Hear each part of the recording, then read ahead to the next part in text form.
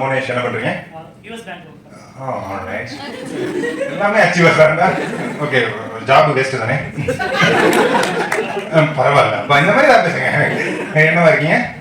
Process engineer. அதெல்லாம் சும்மா டேர்ம்ஸ்லாம் கொடுக்காது. ப்ராஜெக்ட் மேனேஜர் அப்படின்னா சும்மா தான் இருப்பான்.